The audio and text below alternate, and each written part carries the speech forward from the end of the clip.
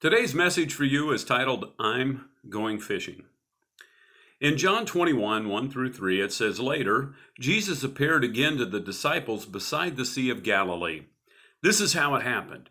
Several of the disciples were there, Simon Peter, Thomas, nicknamed the twin, Nathanael from Cana in Galilee, and the sons of Zebedee, and two other disciples.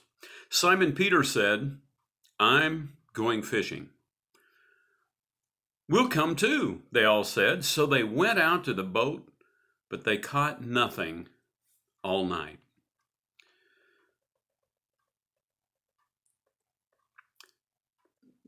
This is not the first time Peter has been out all night fishing without a catch. Let's go back a few years and set the stage for what is about to happen. In Luke 5, 1 through 10, it tells us, one day Jesus was preaching on the shore of the Sea of Galilee. Great crowds pressed in on him to listen to the word of God. He noticed two empty boats at the water's edge, for the fishermen had left them and were washing their nets. Stepping into one of the boats, Jesus asked Simon, its owner, to push out into the water. So he sat in the boat and taught the crowds from there. When he had finished speaking, he said to Simon, Now go out where it is deeper and let down your nets to catch some fish. Master, Simon replied, we worked hard all last night and didn't catch a thing. But if you say so, I'll let down the nets again. And this time their nets were so full of fish, they began to tear. A shout for help brought their partners in the other boat, and soon both boats were filled with fish on the verge of sinking. When Simon Peter realized what had happened, he fell to his knees before Jesus. And he said, O Lord, please leave me. I'm too much of a sinner to be around you. For he was awestruck by the number of fish they had caught, as were the others with him. His partners, James and John and the sons of Zebedee, were also amazed. Jesus replied to Simon, Don't be afraid. From now on, you'll be fishing for people. Yesterday's lesson was about confusion, change, losing your anchor point. Today, we are going to see some of the same. Many people have and are being affected greatly by the events of our day. This shelter in place, this change of the way we freely come and go, has people wondering what the future is going to look like when the all clear finally sounds. Peter has found himself in a place of confusion. He is a professional fisherman. It's what he does. It's how he makes a living. Over the years, it has established his identity. But after his first meeting with Jesus of Nazareth, hearing him teach, watching his miraculous power, Peter was changed. He began to follow Jesus fishing for men. But now that Jesus has been crucified, yes, raised back to life, things are quite a bit different. Jesus isn't hanging out with the guys all the time. He's not leading them in the mission. They have no one to follow. They have a sense of lostness. They're confused, unsure, a bit skeptical. The mission seemed to have purpose with Jesus, but now the purpose is different. Things are still changing. Life can never be the same without Jesus' presence. When Peter and the boys caught the great catch on the Sea of Galilee, things changed. Jesus was present. He was powerful. He was leading. He had a plan. Great things were happening. Crowds were gathering and they were growing. The task of fishing for men seemed so easy. Then came Passion Week. the crowd started changing. There were only a few following by the time of the crucifixion. The numbers had changed. The importance of the mission was lost in their time of transition. Peter, who was the strong, outspoken, confident sidekick of Jesus, was now not sure of anything. He didn't know what to do next. He lacked the guidance, the leadership, the focus of mission, so he retreated to what he knew. He returned to the old comfort zone. He rounded up the guys and went back to the old life he had always known. That which gave him a sense of purpose, a sense of security. It was always his anchor point, a place of grounding. He had a set foundation heading up a fishing company. So he went fishing. After failing all night long, with nothing happening, no fish to feed his assurance, no fish to boost his ego, no fish to bolster his self-worth, no future if I can't even catch a fish. He was empty.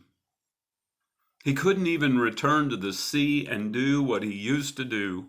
Peter was lost. John 21, 4 through 5, it says, at dawn,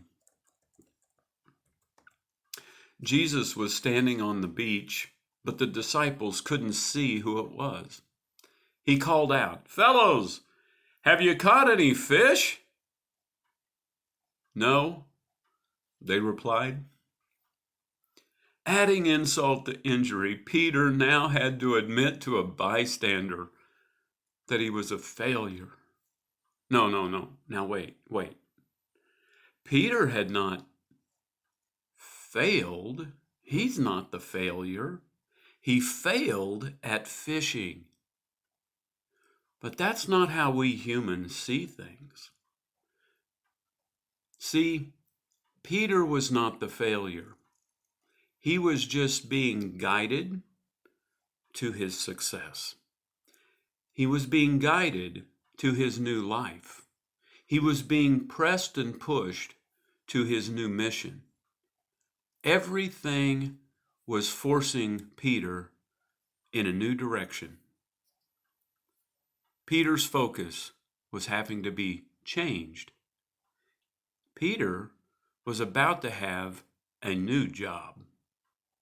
In John 21, 6 through 8, then he, the man on the shore, said, "Throw out your net on the right-hand side of the boat and you'll get some." So they did, and they couldn't haul in the net because there were so many fish in it. Then the disciple Jesus loved, John, said to Peter, "It's the Lord." When Simon Peter heard that it was the Lord, he put on his tunic, for he'd stripped for work, jumped into the water, and headed to the shore. The others stayed out with the boat, pulled in the loaded net to the shore, for they were only about 100 yards from the shore. Peter knew he wanted to be with Jesus. Jesus had become Peter's rock, his foundation, his anchor point, his comfort zone, his purpose, his guide, his master, his teacher. Jesus had become Peter's life. He had to return to Jesus. He was out of options. Nothing was right. Everything was messed up without Jesus. So once again, he left the nets behind and headed for his salvation. The others finished up the work. John 21, 9 through 14.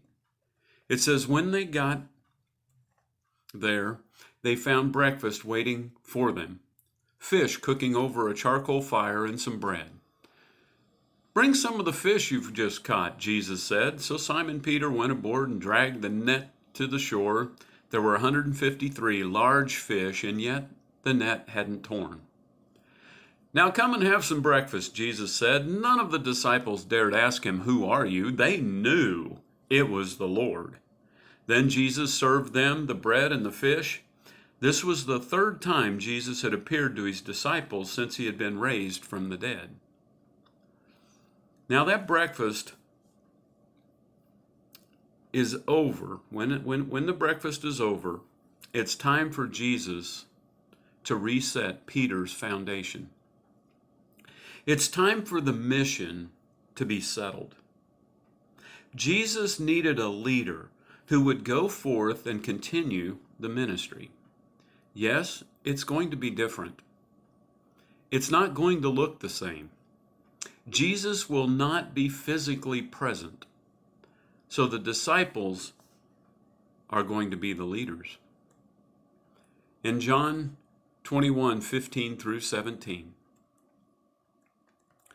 it says, "After breakfast, Jesus asked Simon Peter, 'Simon, son of John, do you love me more than these?' 'Yes, Lord,' Peter replied, 'you know I love you.' 'Then feed my lambs.' And Jesus told him to feed my lambs. Jesus repeated the question, 'Simon, son of John, do you love me?' 'Yes, Lord,' Peter said, 'you know I love you.' 'Then take care of my sheep,' Jesus said. A third time he asked him, 'Simon, son of John, do you love me?' Peter was hurt that Jesus asked the question a third time. He said, 'Lord, you know everything. You know that I love you.' Jesus said, 'Then feed my sheep.' Peter left his fishing nets behind and followed Jesus for around 3.5 years. When everything began to change, Peter denied his Lord. After the resurrection, Peter ran to the tomb. He saw Jesus on 2 occasions as they were all hiding in a locked room. Now, Peter is returned to Jesus once again. Peter is really out of options. He knows that Jesus is his way. He knows that Jesus is his truth. He knows that Jesus is his life. So it's time to settle it. The unknown is before Peter. Every one of Peter's insecurities, every lack of faith, every opportunity to run, every possible failure will be exposed. Peter, though, will come to know who he really is and who he can truly become once he settles that Jesus' call upon his life must be fulfilled. No matter the cost, no matter the pain, no matter the difficulty and the strain, Peter is committed now to the mission of Christ. Have you made your commitment yet? I'll see you tomorrow.